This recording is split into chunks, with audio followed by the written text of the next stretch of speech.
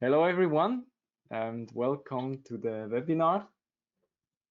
Weil wir heute einen englisch sprechenden Gast bei uns zu Besuch haben, werden wir in Englisch sprechen.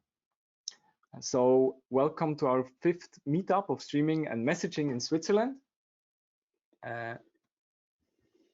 We got some really nice lineup today. I think we have some awesome two speakers and a very well new He-Man branded presentation. If you have any questions during the presentation, we will use the slide link, so you can ask them there. We'll share the link afterwards. And should you have any other ideas of how we should theme our presentation in the future, please let us know and we will gladly do so. Today it's He-Man, last time it was Rick and Morty. Next time you decide. I'm very happy that you're all here today against all the good weather that's happening today outside, and also Eastern, of course. So I'm happy to have you here. I hope that you have grabbed the beer already, or will do that in the next few seconds, because we will start soon with the presentations. And maybe you can even sit outside and listen over your phone, so you're lucky. Our lineup today consists of two main speakers. It's Ant Kutschera, working at the Mobiliar, about K-tables and how to use them with Kafka. And then CDC Cache, Evergreen Cache from Nicolas Frankel, Hazelcast. We'll also have a Q&A afterwards, and of course some awesome random stuff that will happen at the end. So the team, you already know us. We are 3 people organizing the meetup: Cecilia from Spout, Koran from the SBB, and me as well from Spout. And some organization stuff. So we will be recording this session. I think it shouldn't matter for you because you're not visible anyway. If you want to switch on your webcams, feel free. Just be aware that you will be recorded. The recording will be shared on YouTube via a link that we'll send you afterwards, after the presentation, as soon as we get the slides, and we'll assemble everything and give it to you. So questions, if you have questions, we are sharing a link in the chat where you can see can ask questions and add them. It's Slido. Maybe you already know it. It's it's really nice, and we used it some couple of times, and it worked perfectly. Good. Cory, I'll give it up to you. Okay. Hello, everyone. Please welcome Ant Kutschera, working for Mobiliar at the moment. And thank you very much, Ant, for your time and effort to come and talk to us about your experiences on this topic. I know Ant from his SVB times, and I was lucky to just listen a couple of talks of him. He actually quite good knows what he's talking about, so I'm very curious today to hear about this topic, where he'll be talking on this real-world problem from Mobiliar.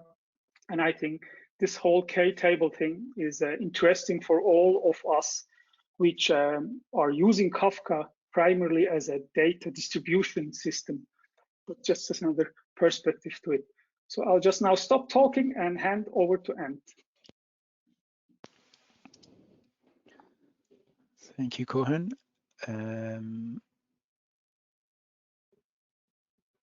How do I share my screen? There's no button.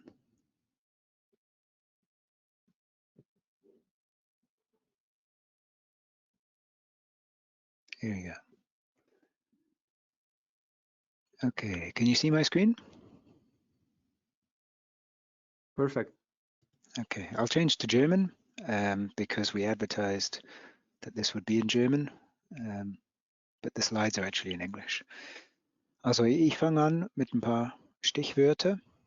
Also in ein im Kontext von einem Fakturierungssystem in einer Microservice-Landschaft, wo wir Verträge haben, wozu wir Rechnungen schicken müssen, selektieren wir diese Verträge, wir aktualisieren sie, sodass die Preise stimmen, erstellen dann die eigentlichen Fakturierungen, sodass wir sie nach SAP schicken können. Und dort wollen wir eine globale Überwachung, sodass wir sicherstellen können, dass keine Daten verloren gehen und wissen, wann das Ganze abgeschlossen ist. Und dort haben wir uns die Frage gestellt, ob wir eine herkömmliche Datenbank wie Oracle verwenden sollen für diese Überwachung oder ob wir nicht Kafka als Datenbank verwenden könnten. Und das war eigentlich ein langer deutscher Satz. Auf Englisch würde ich das zusammenfassen, using K-Tables to track the state of a billing process. Ein bisschen mehr Kontext, also das sind die Anforderungen, die wir gesammelt haben.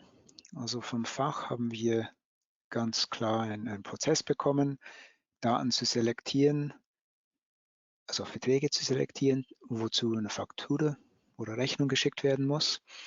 Wir müssen dann sicherstellen, dass die Preise aktuell sind, weil vielleicht Rabatte hinzukommen oder entfallen oder weil die Preise zum Beispiel Marktpreise sind, die aktualisiert werden müssen.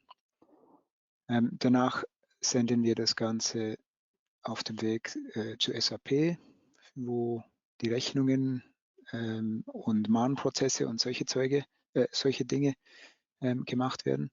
Und schlussendlich geht es in die Richtung Communications, wo wir dann ein E-Mail oder ein echtes hart gedruckte Rechnungsdokument senden. Und ich denke, die zwei interessantesten Anforderungen hier sind erstens das mit der Gruppierung, also das kommt aus einer nicht funktionalen Anforderung von mir als Architekt, wo ich die Anzahl Transaktionen oder Anzahl SQLs mit der Datenbank reduzieren will, sodass das Ganze performant ist. Und die andere Anforderung ist, das Ganze zu überwachen. Also das Fach möchte eine GUI, wo Sie reinschauen können, also was ist der aktuelle Zustand. Und jetzt ein bisschen Größenordnung, also wir fakturieren bis zu 1 Million Verträge pro Monat, immer am Anfang vom Monat, und das soll innerhalb 24 Stunden fertig sein. Okay, also die erste Frage, die wir uns gestellt haben, ist, wie der ganze Prozess gestaltet werden soll. Also hier im Bild zeige ich Choreografie, wo irgendeine Komponente hier drüben die Selektion und Gruppierung macht. Das war für uns unklar, was für eine Komponente das ist, weil es keine von unseren Fachkomponenten ist. Danach gehen wir beim Pricing vorbei, um die Preise zu aktualisieren. Und bei der Choreografie ist es so, dass jede Komponente den nächste anstoßt. Und dann ist die Frage, ja, wo schreiben Sie gemeinsam den globalen Zustand, den ich für die Überwachung brauche, weil es eigentlich keine Shared Datenbank bei uns gibt. Unsere Datenbanken sind immer mit dem Microservice gekapselt. Das haben wir verworfen und haben hingegen dann die Orchestrierung gewählt, wo wir eine Komponente haben, der eigentlich den Prozess abbildet. Und jeder Prozessschritt ist dann in einem Microservice. Also der Orchestrator selektiert und gruppiert die Daten. Er schickt dann eine Gruppe von Verträgen zum Pricing, wo der Preis aktualisiert wird, und kriegt einen Response. Er kann dann den Process State aktualisieren und sagen, ja, okay, diese Gruppe ist soweit abgeschlossen. Und dann schickt er die Gruppe weiter zum nächsten Komponente und so weiter und so fort. Okay, die nächste Frage, die wir uns gestellt haben, ist Push versus Pull. Also im Push würde der Orchestrator per REST einen Auftrag, also eine Gruppe von Verträgen zum Pricing-System schicken. Und per REST würde er dann einfach eine Response bekommen.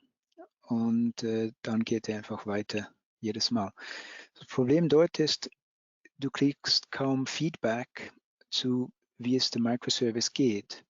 Besonders wenn es mehrere Instanzen von denen gibt und eine geht es gut, der andere geht es nicht gut. Besonders wichtig ist auch, dass diese Microservices ihren normalen Betriebsanfragen beantworten können und nicht nur während der Fakturierung antworten. Also der Punkt ist, du kriegst kein Feedback über den Backpressure, versuchst dann Lösungen einzubauen wie Circuit Breakers und Retry-Mechanismen. Und wir haben viel besser empfunden, wenn wir ein Messaging-System dazwischen tun, als quasi Zwischenablage. Also der Orchestrator schickt den Auftrag in Kafka rein auf eine Topic, welches das Pricing abonniert.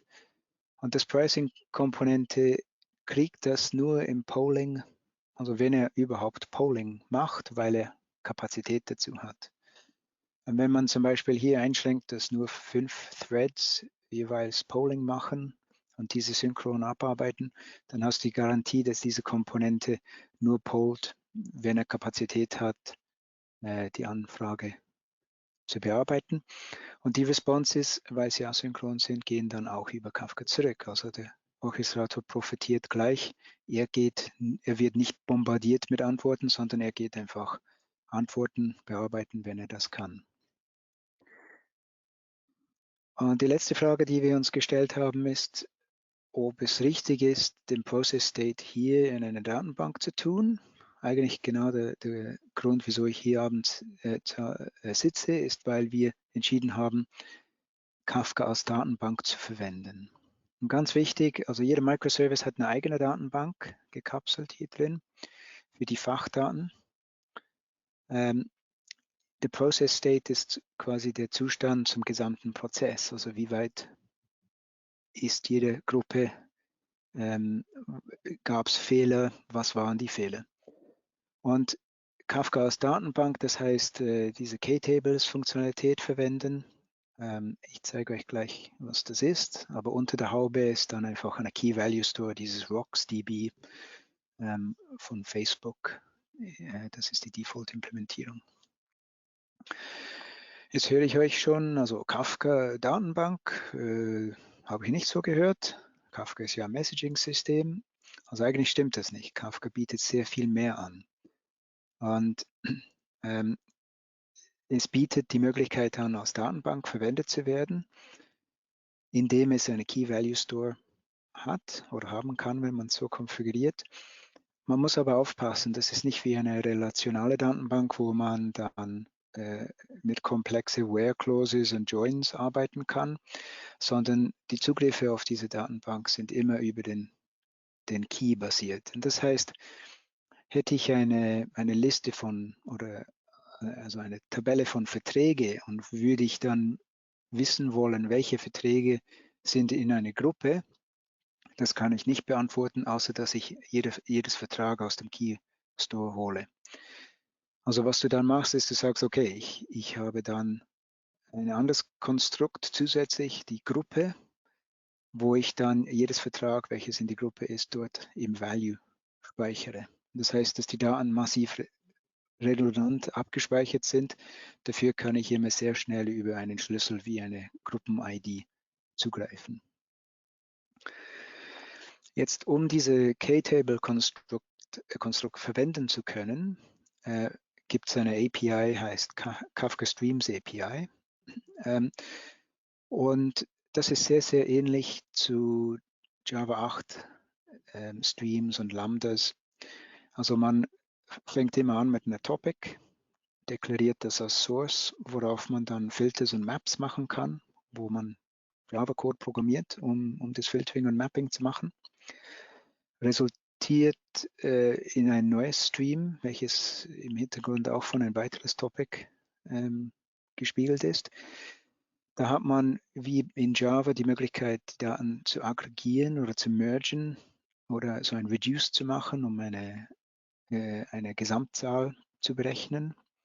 Und diese Dinge sind dann die Abstraktion oberhalb so einer Key-Value-Store. Und aus dieses Konstrukt kann ich dann eine Referenz auf das Key-Value-Store holen, sodass ich dort wirklich von der GUI her mit einer Schlüssel anfragen kann. Was es auch noch gibt im Kafka Streams API ist die Möglichkeit, Joins zu machen, wo zwei Streams zusammengeführt werden. Also typisches Beispiel ist User-Daten an einen Verkauf anzureichern oder sowas. Und was man auch machen kann, was ziemlich cool ist für Reporting-Zwecke, sind so Windows zu bauen. Zum Beispiel, wie viele Verkäufe haben wir in den letzten 5 Minuten gemacht? Ich zeige keinen Code. Ich glaube, Nicolas wird später viel Code zeigen. Ich habe aber später einen Link auf den Code. Ich zeige keinen Code, weil es nicht so spannend ist. Es ist ziemlich Java-Code. Jetzt gehen wir schnell ins Fachliche rein. Also was ist das State, was ich zentral speichern will? Also ich habe vorhin gesagt, wir haben eine Liste von Verträgen, wozu wir Rechnungen schicken wollen. Das erste ist, es gibt Perioden, die zu bepreisen sind. Zum Beispiel jedes Monat muss ich den aktuellen Preis für dieses Monat berechnen. Und dann gibt es die Perioden, wofür ich die Rechnung stellen will. Und hier im Beispiel habe ich einfach 2 Monate mit unterschiedlichen Preisen und stelle dann eine Rechnung für beide Monate zusammen. Obendrauf kommt dann die Gruppe. Und bei der Gruppe, was interessant ist, ist also in welchem Prozessschritt ist diese Gruppe? Wann hat das Ganze angefangen? Wann ist das Ganze fertig geworden? Welche Verträge sind in dieser Gruppe drin?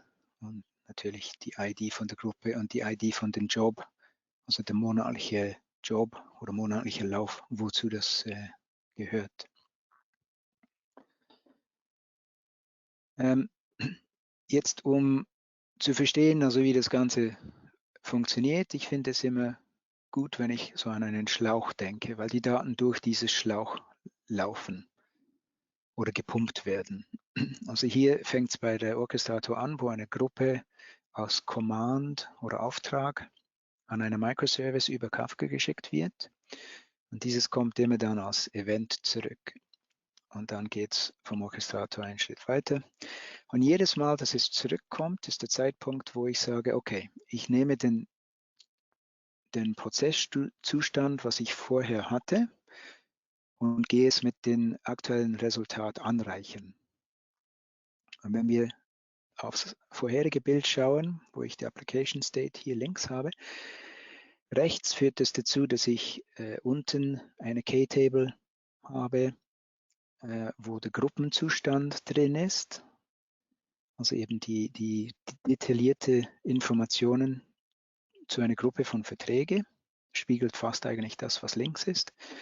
Oben drauf habe ich dann eine zusätzliche K-Table, wo ich dann einfach pro Gruppe hier steht State, aber eigentlich ist Prozessschritt gemeint.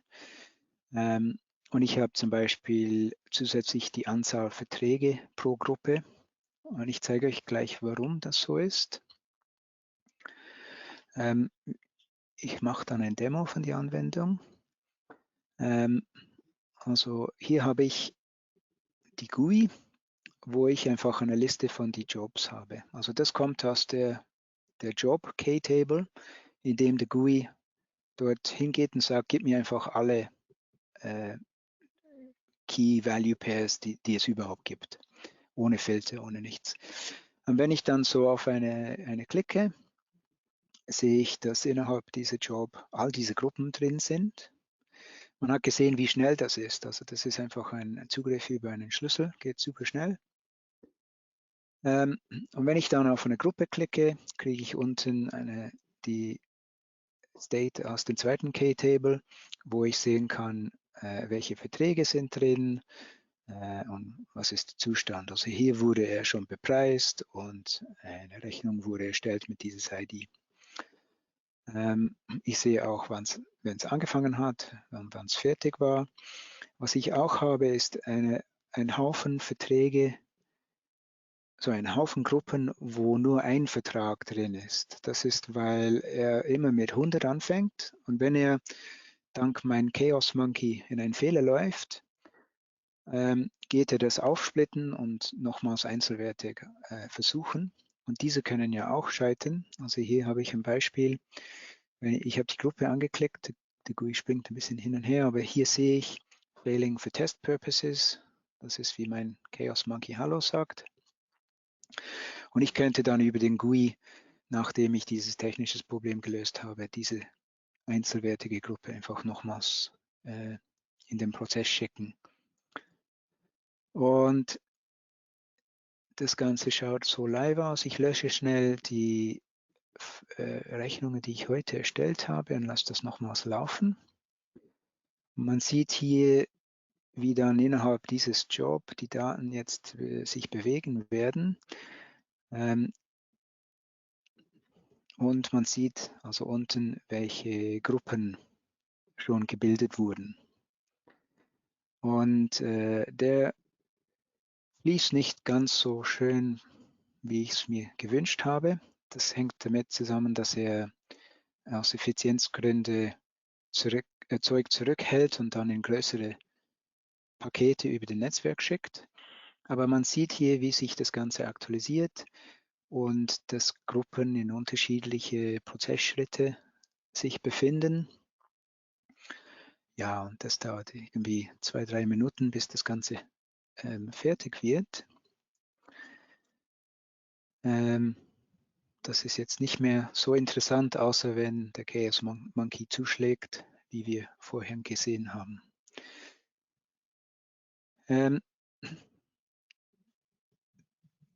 Diese Folie soll, also es ist, glaube ich, ein gescheiterter Versuch, die Komplexität zu zeigen. Ich wollte mit einem Bild zeigen, dass ich, nachdem ich es implementiert habe, das Ganze, also ich habe mich zurückgelehnt, wie jetzt gerade, habe den Code angeschaut, war ziemlich stolz, ja, das schaut cool aus, ist ein sehr mächtiges Library. Das Ganze hat funktioniert, wie ich gedacht habe, aber ist schon recht kompliziert.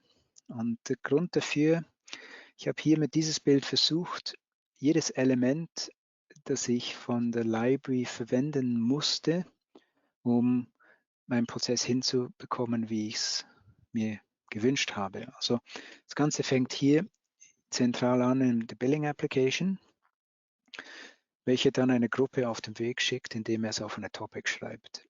Und von dieser Topic wird gesplittet, also einmal gruppiert nach der Group ID und einmal gruppiert nach Job ID. Und alles, was im unteren Hälfte vom Bild passiert, also hier unten, geht darum, nur die K-Table zu befüllen, sodass ich Auskunft zum Job habe und diese Auskunft auch über diesen Weg. Also es geht zum Aggregator, der einfach jedes Mal, dass es einen neuen Zustand in der Gruppe gibt, den Job-Zustand aktualisiert. Der tut das in der K-Table, welches im Key-Value-Store gespiegelt wird.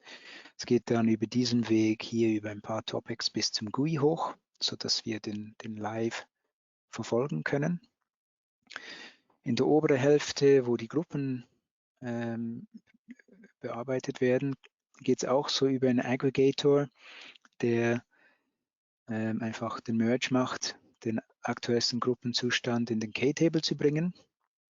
Und nachdem ich das gemacht habe, geht es über einen weiteren Stream und ein Splitting und Mapping und Transformation dann zu die Fachkomponenten, die die eigentliche Arbeit machen.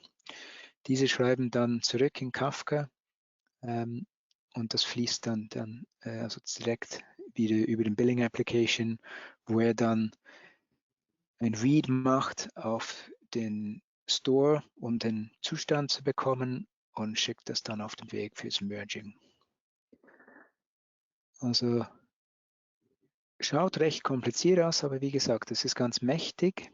Also braucht ungefähr 100 Zeilen sogenanntes Topologie-Code, wo das Ganze zusammengestöpselt wird. Ich habe weniger als 50 Zeilen fürs Mapping gebraucht.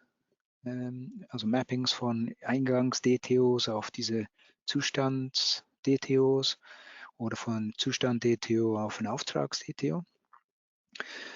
Ungefähr 70 Zeilen Code für die 2 Merges, für das Job und die Gruppe. Und das Rest ist dann DTO-Code.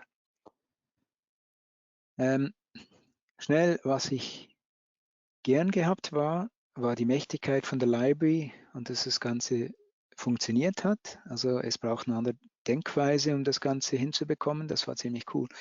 Was ich nicht so cool gefunden habe, war, wenn der Stream-Applikation in ein Problem läuft, stoppt er eigentlich und sagt, ja, da habe ich einen Fehler begegnet, das ich nicht erwartet habe, also ich stoppe und verarbeite nichts mehr.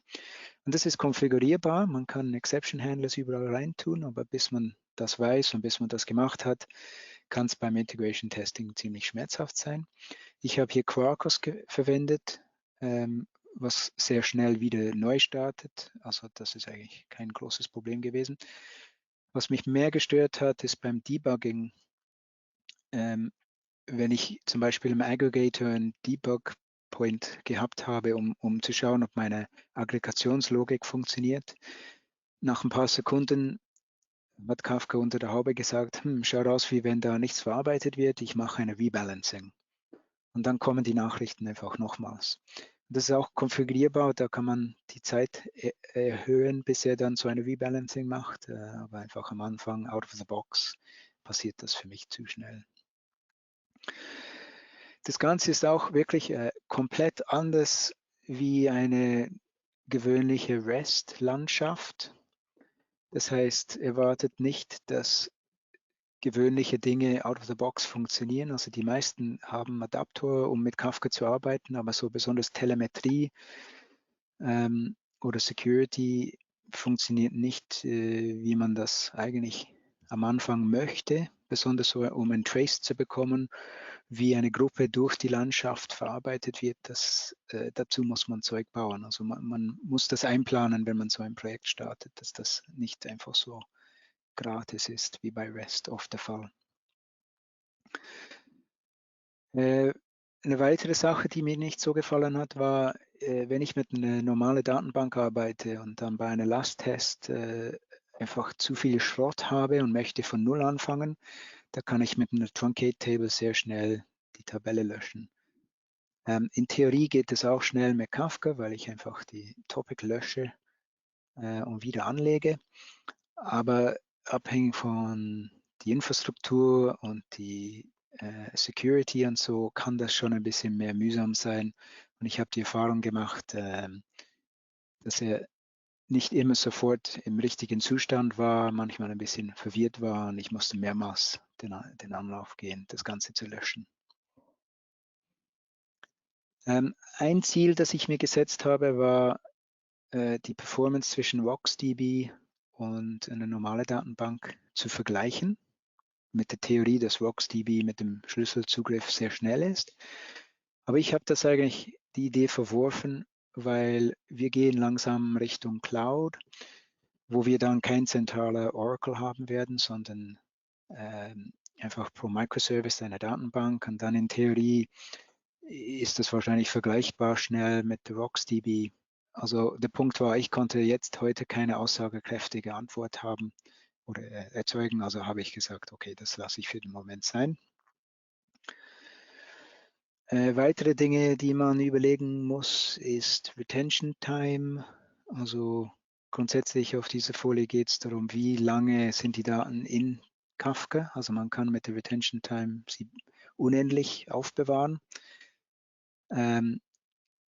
Aber die Frage ist, also genügt es, diese Daten in Kafka zu haben? Gibt es eine Backup-Strategie? Also eigentlich könnte man das replicated über mehrere Datenzentren machen, dann bräuchte man kein echtes Backup. Also genügt das? Das sind die Fragen, die man sich stellen muss.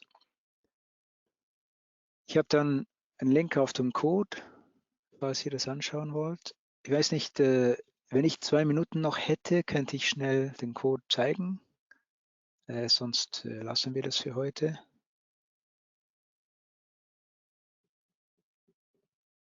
Ja, auf jeden Fall. Kurz, schnell 2 Minuten, das liegt auf jeden Fall.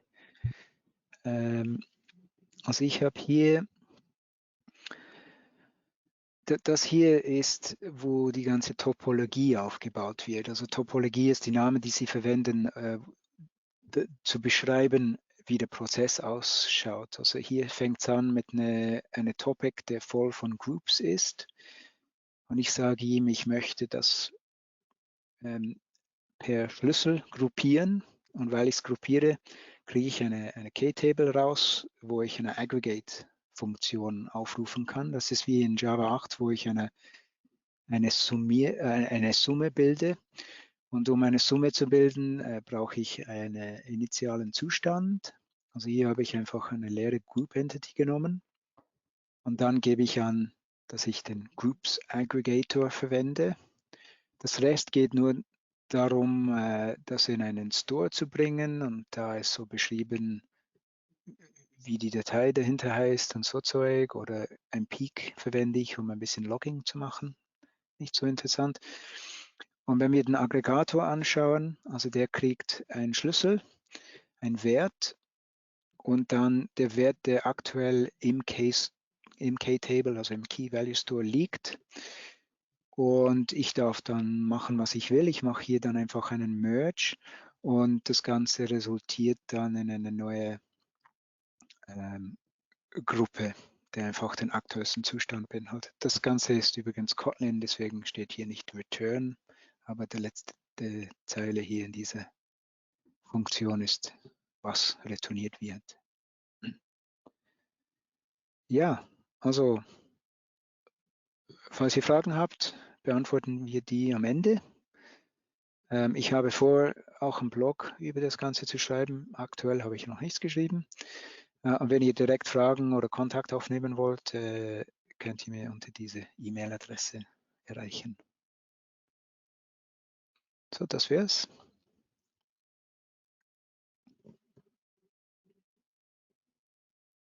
Okay.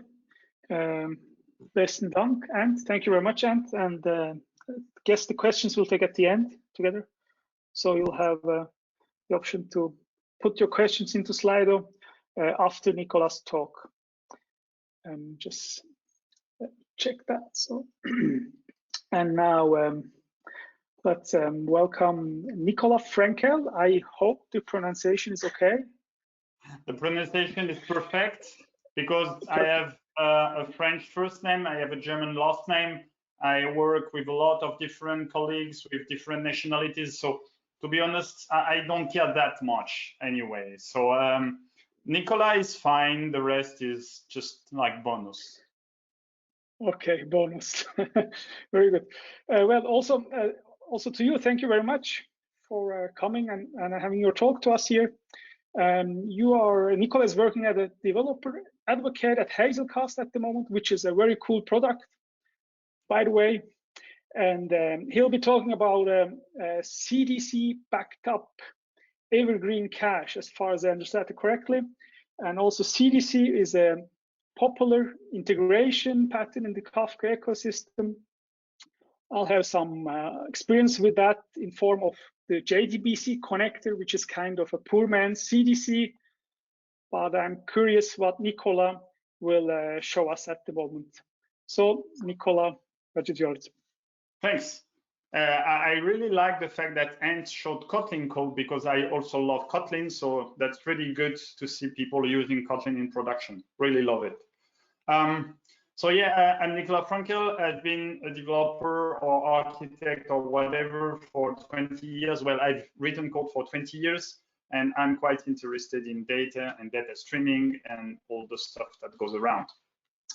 As Coran mentioned, I work for a company called Hazelcast. We have two products. The first one is called an in-memory data grid. And if you don't know about in-memory data grid, you can picture an IMDG as distributed data structure. So inside your own JVM or your own stack, whatever language you are using, you are bound by the memory of the stack. And an in-memory data grid allows you to perhaps shard the data across several nodes, or perhaps if you really value your data to replicate it over several nodes. And the other one is Hazelcast Jet. And since I will be talking about the later a bit later, then let me skip it for now. So today the agenda is, well, it's long and we have not so that much time. So I will tell you the first, why do we cache? Some alternatives to keep the cache in sync, a bit about change data capture, and about Debezium, which is right now a super like hype CDC implementation. Then I will tell you about how we integrate Debezium into Hazelcast Jet. And finally, I really want to show you at least a demo, because otherwise it's just words, and yeah, talk is cheap. So if you have to remember one thing from this talk is caching is a trade-off. You just need your data available and fast, and for that you accept that the data might not be up to date, the data might be stale. That's a trade-off. It's not a magical solution. So remember that from the talk, the rest is just blah blah around. So let's imagine we have this like very standard application. We have an application that reads from and writes to the cache, and the cache reads and writes to a database. It can be cache aside, it can be cache through. That's not very important. The thing is, here, the only component that in the end writes to the database is the application. So here, that's fine. Your application is writing to the cache, is writing to the database. Your cache is always in sync. That's super great. But the problem is that it never happens in real life. In real life, you always have these components that decides, hey, we will update the database. And it can be, and in general, it is for very good reasons. Like you want to have your reference table up to date.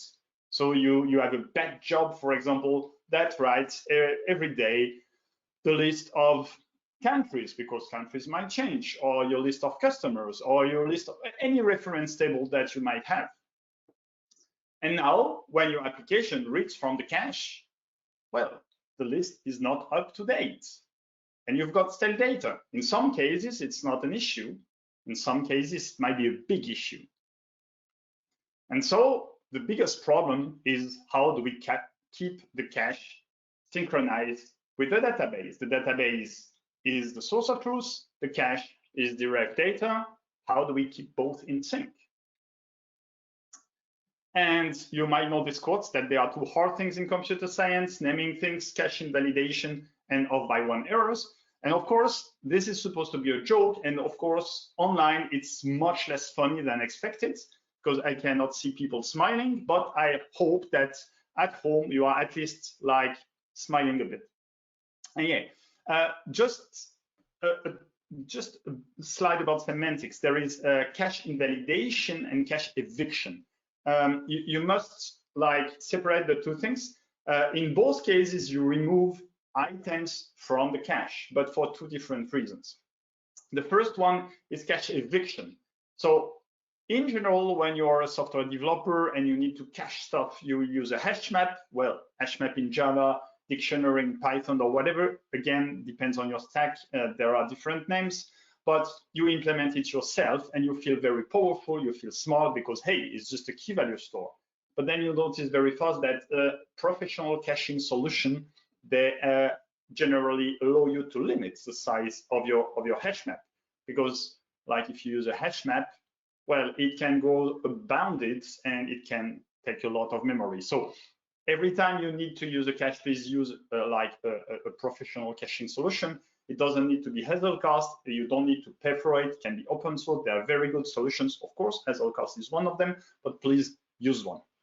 So imagine you use one such solution. So you set a limit on the number of items you want to cache, and then comes one new item.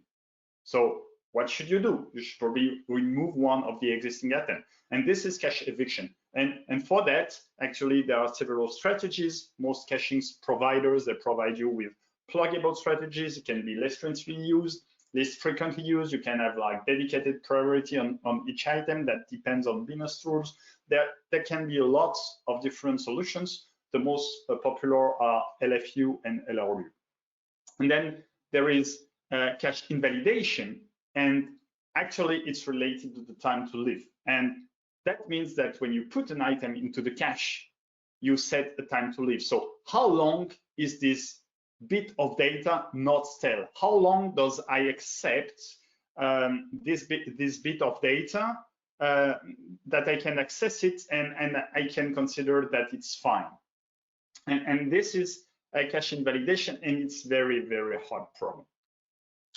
Because imagine that you have like an hourly batch that will change the reference table. If you choose a TTL that is less frequent, so imagine you have this hourly batch and your like TTL is 30 minutes. That means that actually what will happen is at some point you will refresh the cache, though you don't need it because the batch runs every hour, but you kept the data only 30 minutes. On the opposite, if you cache the stuff like for 2 hours, then that means that during 1 hour you will access data that is still that has not been refreshed. And so you can tell me, hey, it's super easy, just make it 1 hour and you will be synchronized. But it's not, again, it's not as simple because we are using distributed systems and the clock probably are not synchronized and there will be clock skews and so on and so forth. So it's not as easy. And also the fact that the batch runs exactly every hour is also like a way to think about it, but it's not scientifically correct. So we can have an external process to do that instead of having a cache invalidation inside of the cache itself, but it will be the same problem. So anytime you think about a frequency, you will be wrong. It won't work. In that case, what you do right now is you go event-driven. Event-driven architecture are hype for a reason. That means that if nothing happens, the batch doesn't run for any reason, you don't need to embed the cache. But if the batch runs twice an hour, suddenly for any reason, then you will update twice. And that's very fine. So how do we do event-driven? Well, if I tell you about database and event-driven, like the most, like I wouldn't say seasoned, but the least junior will probably think, hey, we just have triggers for the win.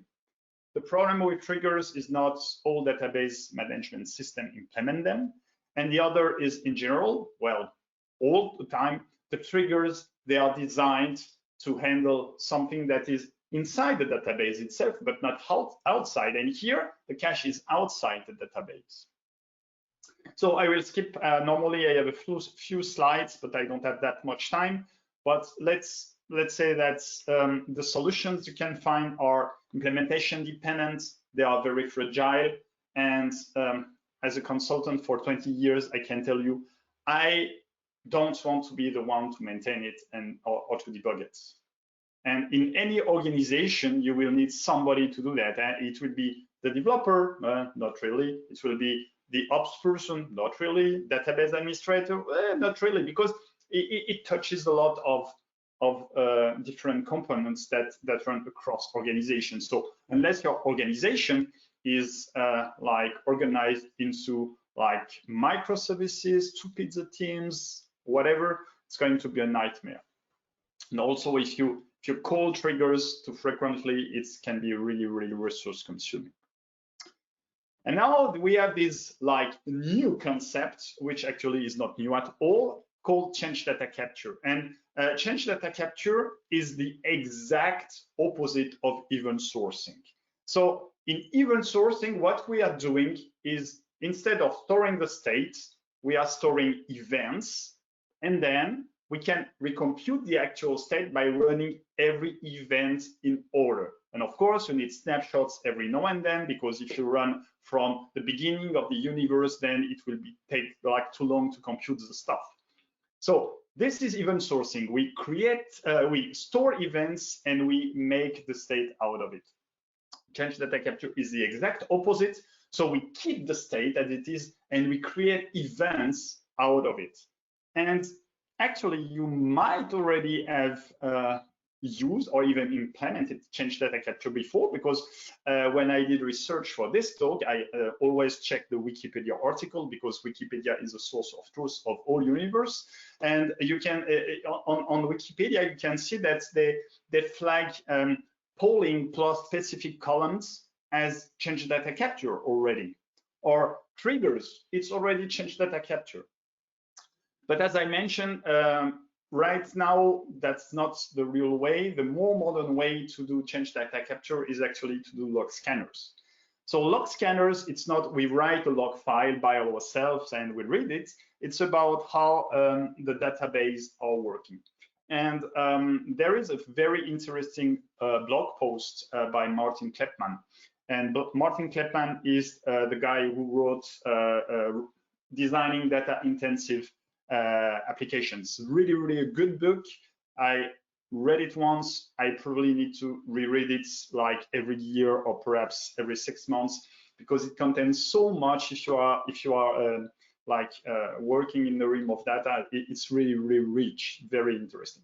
Anyway, Martin Kleppmann writes about the database in abstraction, and he writes that, hey, as a developer, you don't care about the implementation yourself. What you care about, like imagine you are a Java developer, you care about the URL of the database, you care about the login and the password, then you execute your queries, you send your updates, whatever, it works. But actually, a database this is an abstraction that you are using, but in the real world, probably it's a bit more complex. In general, at least there is some degree of failover. Because if your data is really, really valuable, you don't want it to like die because the database just failed. So what you will do is you will have some sort of failover, and because we are probably using like legacy SQL applications and they were not designed to scale horizontally, probably there is one leader and at least one follower. And how does the follower keep up with the state of the leader? Well, this is an implementation detail, but in general, what happens is the leader writes a file. So every time it receives like an order to change the state, the first thing that it does, it writes in a write-ahead log. And then it reads it, and the followers also read it, and they execute the same step in the same order. And for this reason, they will be in the same state. Of course, it's eventual consistency, but it's better than nothing. And this is like write-ahead log, transaction log, bin log. It has different name depending on the database, but the concept is always the same. And there are also another reason. Now, I mentioned replication. There is also data recovery, because even if you have one single node, so no follower, the first thing you do is you write in the log, because if the process of the database itself fails, then you can reread it when you start again. So you don't lose, normally you shouldn't lose any data. So the idea is very easy. Let's hack this log. This log is available, let's use it. And well, we can do that. So here is the bin log from MySQL, and you can already like recognize some of the stuff. You can see here there is an update, where, and you have set, but you also have a lot of stuff that unless you are like a MySQL expert, you probably don't understand. I don't. And even if you are a MySQL expert, probably you are not into that level of implementation. So it's like the Rosetta Stone. If you know what it does, you can say, oh, you can do it and that, but there are parts that would be like unknown. And again, let's get back to my previous problems. It's still implementation dependent. It's still very fragile. And who will be maintaining and debugging it? I don't want to do it. For example, for this talk, I wanted to use MariaDB instead of MySQL, and I noticed that it didn't work, because the format in which the binary log of MariaDB is written is different from the one from MySQL. And just as a reminder, there are 4 of the same project, so they already changed the way they write stuff. And now we have this cool stuff called Debezium. And Debezium is actually an abstraction layer. And as an architect, I love abstraction layers, because I can like just use an API and let other people care about the implementation. So what it does, it provides you with this abstraction layer of change data capture, and it handles all the nitty-gritty details. It's provided by Red Hat, and it's open source, so there is no real problem in using it. And at first, it was designed to work within Kafka. So the idea is you would have your Kafka cluster, then you would have your Debezium connectors, you would configure them to use any database, and as soon as there would be a change on the database side, then you would write into one or multiple topics the relevant data. That's the idea. But in the concept of the cache, it doesn't make any sense. I mean, we want stuff in memory to be fast, but then we will be writing into Kafka and then again reading it from Kafka. That doesn't make any sense. The good thing about Debezium, as I mentioned, is in the abstraction layer, and then you have multiple drivers or connectors or whatever. And now you already have a couple that are production ready, such as MySQL or Postgres.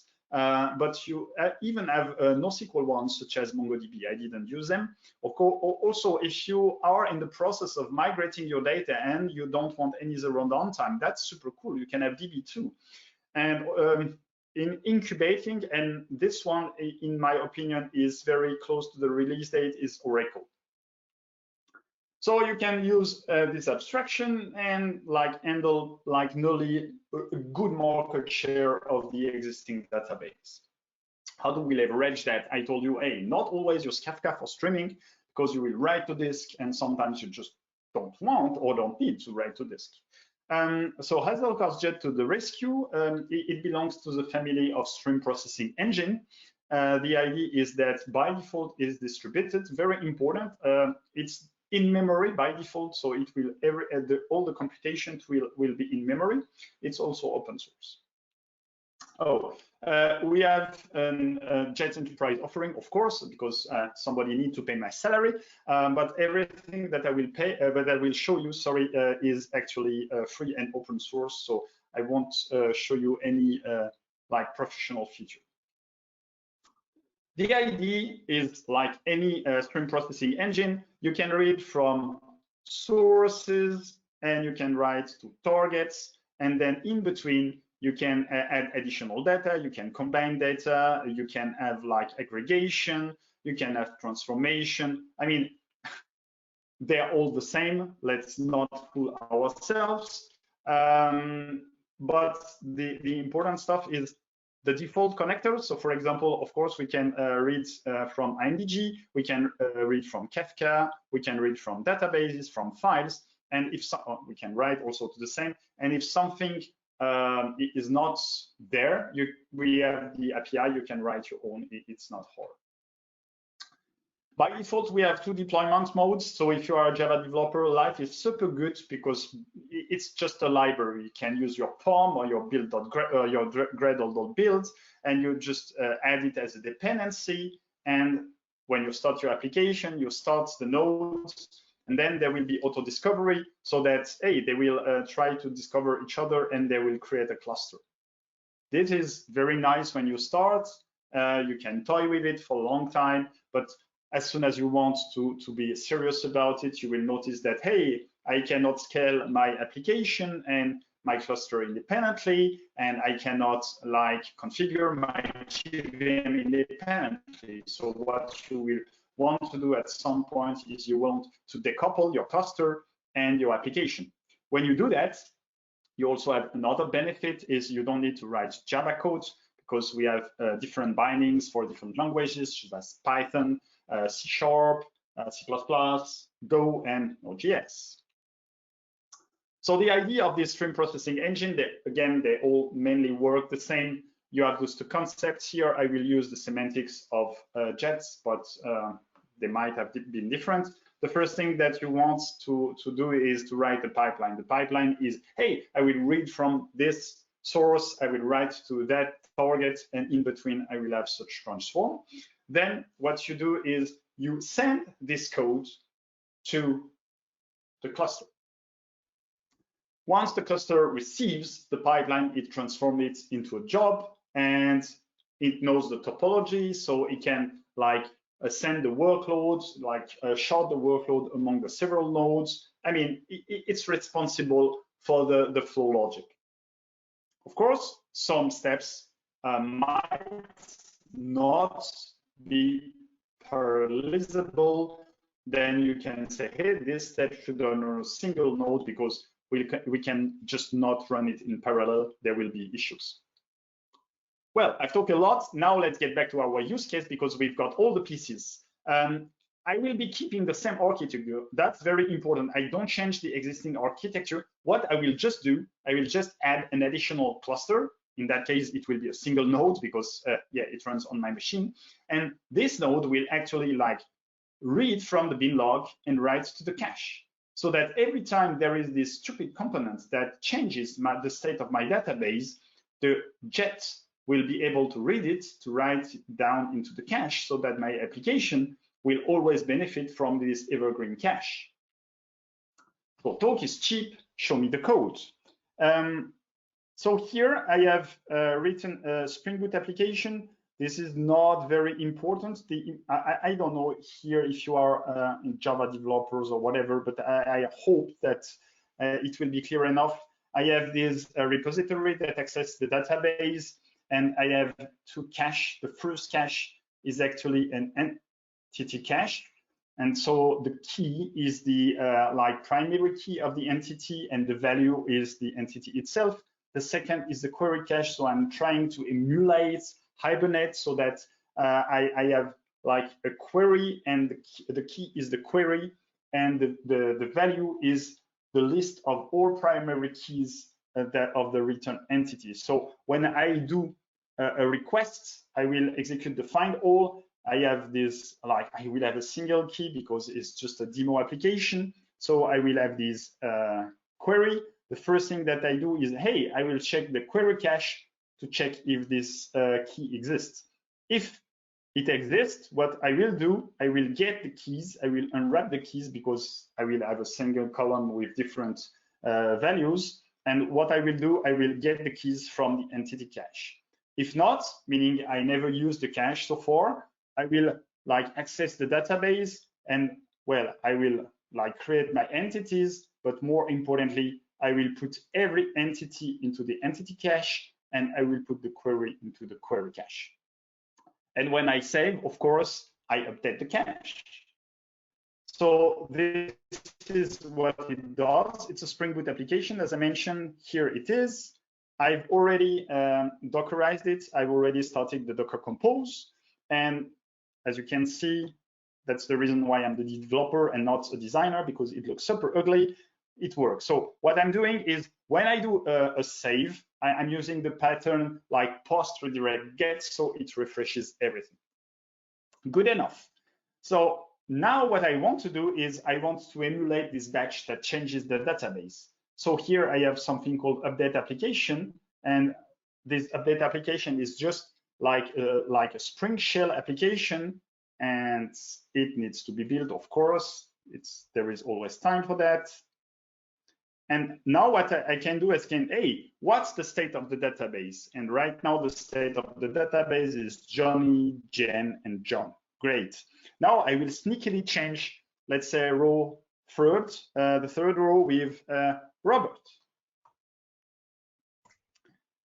So if we check from the database, it's Robert in the database. But of course, my application still reads from the cache, and it reads John because it's super stupid. It reads from the cache. So what I've been doing is I have a pipeline. So I will start the pipeline, and afterwards I will show you the code. I will start the pipeline now. Docker Compose. I've stopped it before because I don't know how to do it with Docker Compose, to just like start some of the services in the Docker Compose file. So I need to start everything and then stop it. So while it starts, I can show you how it works, and I can close, not the app. I will just close all tabs, and I can open the pipeline. And the pipeline is just a simple Java application. So it's just a main method. And here, as you can see, I'm creating this new Jet instance. So here it's the demo. I'm running embedded, and I will send this pipeline inside this new job. And what the pipeline does is actually, it will read from the source, and the source is actually CDC. I will show you the details afterwards, but I believe this is pretty readable, even if you don't know Java. I will read from the source. I don't care about the timestamps. I will write it down in the log just to be sure that I'm debugging. Then I will map the result to a person, then to a map entry. and then I will write it back into the cache. So we are missing two things. The first is CDC, and CDC, we already have a primitive that can read from the CDC. So you don't see anything specific to the Debezium here. The thing that we are doing is actually we are just configuring. We say, hey, which address, which port, which user, which password, whatever. But this is the important stuff. We are just reading from MySQL. And then we have the cache. So how do we write to the cache? Well, it's just the cache itself is just an IMDG map that is remote. So we are just saying, hey, we have like an entry with the ID of the as the key and the person as the value. So just writing on there. Now it should have started. Now imagine I made changes and now I started the pipeline afterwards. But the good thing is if we refresh now, we have Robert. Why? Because the offset started from 0, so it read all the changes before. And now, of course, whatever happens, we can do changes like I did before here. No, not here, here. And we can update row 2 to Cecilia, for example. And now we can see it works. And of course, we can, of course, change it here. It still works now both ways. We can list, and it tells me it's Chiara again. So everything is fine. We have managed to get an evergreen cache. So in this talk, I showed you some important bits. The first important one is caching is not magical. It's a trade-off. You must be aware of the limitations and the benefits. And change data capture allows you to bypass this trade-off. So you can have all the benefits without the limitations. And I hope you were convinced by the implementation through Hazelcast Jet. So you can read my blog, you can follow me on Twitter, you have this tutorial about CDC with Hazelcast Jet. More importantly, you have the code. So if you are interested in the code, you can read the code. I try every time to have a code that is like step by step. And if I got you interested in Hazelcast, you can join our Slack, or if you are shy, first you would like to train yourself, so you can join free trainings. And now perhaps there are some questions. I hope I kept the good pace. I think I'm in on time, correct? Yes, very good. But I had very fast. Okay, thank you very much, Nicola. Very interesting talk. Thank you very much. Let's just now move over to questions so that people can catch up with their long weekend. I think we have a couple of questions. I'll just read them from top to bottom. Let me start one with the top question here, which goes to Ant. Since Kafka default guarantee is at least once, how do you handle duplicates, if any, in this billing process?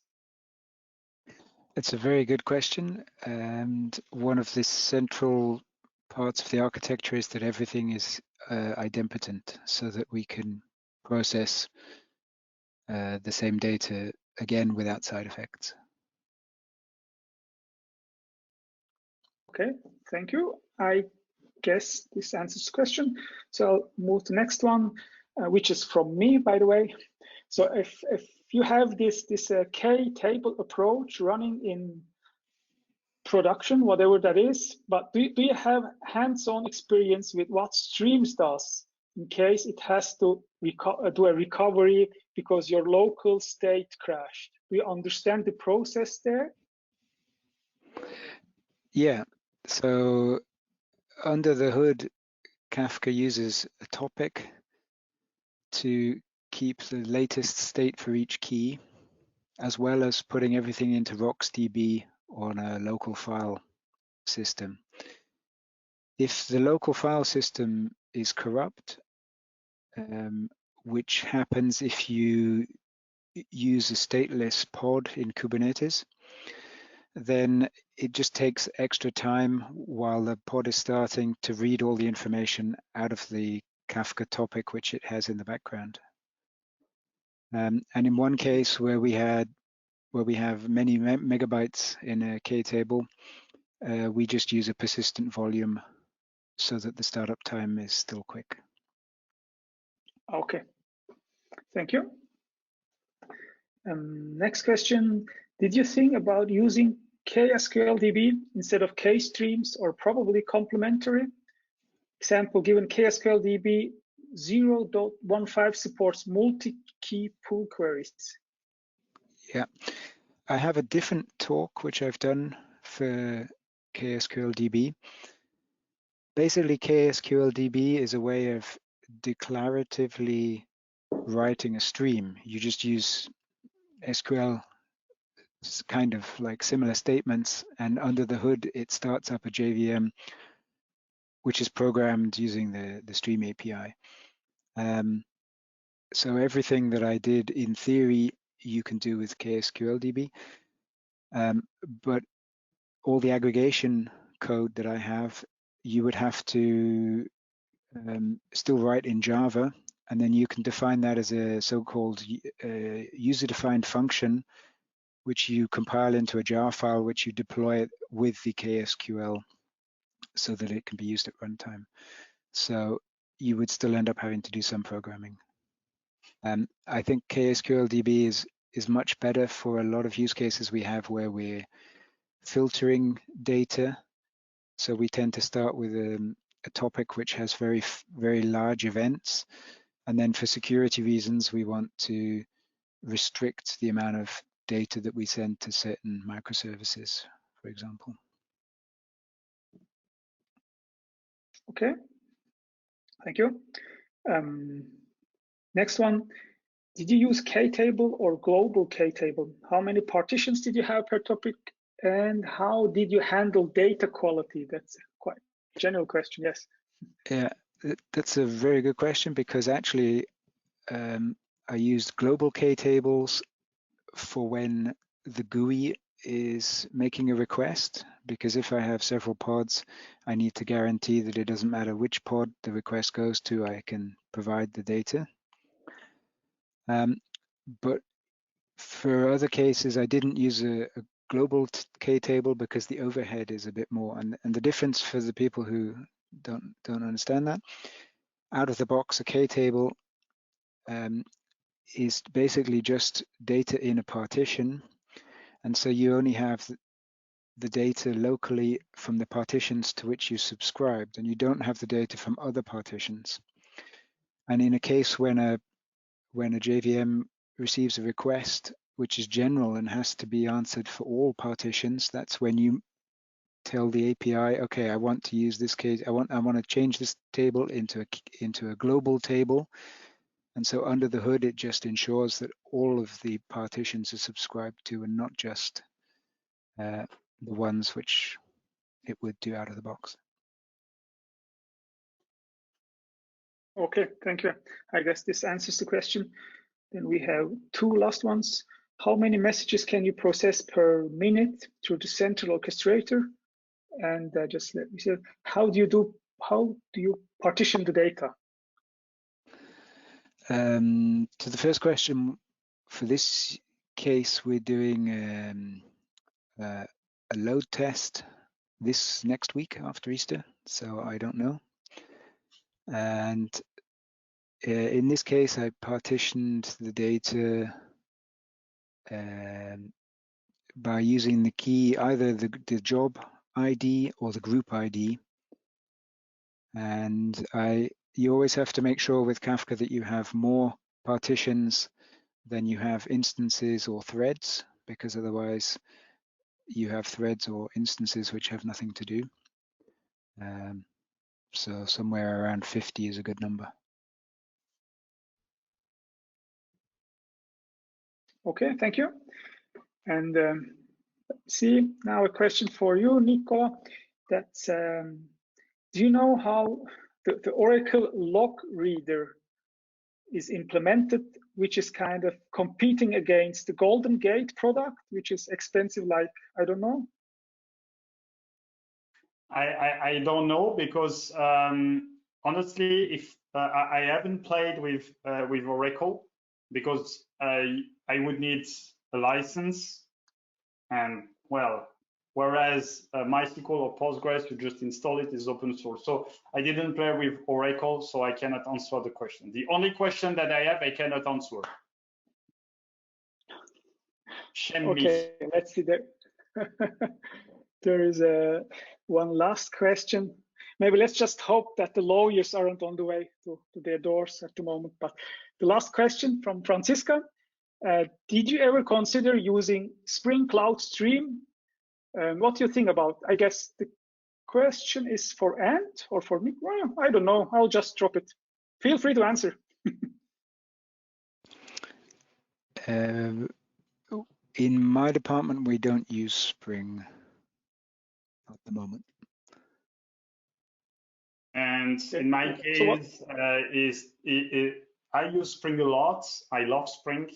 But the idea is that here we can, I mean, Jet is much more powerful than Spring Cloud Function. The idea behind Spring Cloud Functions is you just like put beans and put order on them, and yeah, you will magically get the stuff. But actually, you can not do that much degree of transformation, or you need to write a lot. Whereas the, for example, you don't have CDC out of the box, you don't have the connectors, you don't have all the nice transformation out of the box. So I didn't use them because actually, in that case, it would be less powerful. Okay, thank you very much. We don't have any questions, so we are done with that. Thank you all for your attentions and for the answers. I guess I'll just hand over to Patrick for the outro. Yeah, perfect. Thank you very much as well from my side. And also, sorry for the little rocky start at the beginning. I was a little confused about the timing, but that was only on my side. So before we end and go to Easter to celebrate Easter bunnies, some random awesomeness. And this section is new, and there's a lot of cool little startups and companies out there around the world, and especially also here in Switzerland, that are worth a mention. So the first thing that I'd like to show you, which has almost nothing to do with anything that we have talked about here, is Concealed Art. It's a guy from Bern, and what he's doing, and actually that's kind of similar to, not really similar, but at least from the term, a little bit linked to what you have been talking about, Nicolas.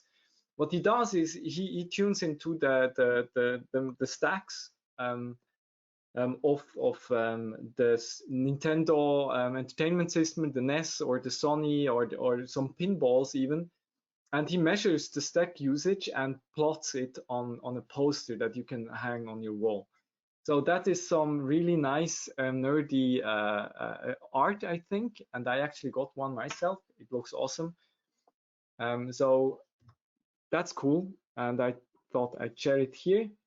If you have some other stuff to share for the next time, please call us. We can share it here. Otherwise, we'll bring up something from what we see. And also, if you have a wish about which topic or which theme that we should use next time. So today was He-Man, as you could see, obviously. Next time it's not yet set, so please also call us up. As well, if you have a cool topic to present here, we are always looking for new people to present awesome stuff, as Ant and Nicolas have today. And so without further ado, I would say let's jump into our Easter Fest. The sun has gone, at least here in Belp. I don't know how it is in your side, but there is this mountain, like this small mountain just beside us, so it really sucks. But I think I'll fetch a beer now. Please stay tuned. The next meetup will be in June, probably at the end of June. Next time we'll try to time it a little bit less in front of some holidays or special days like Easter.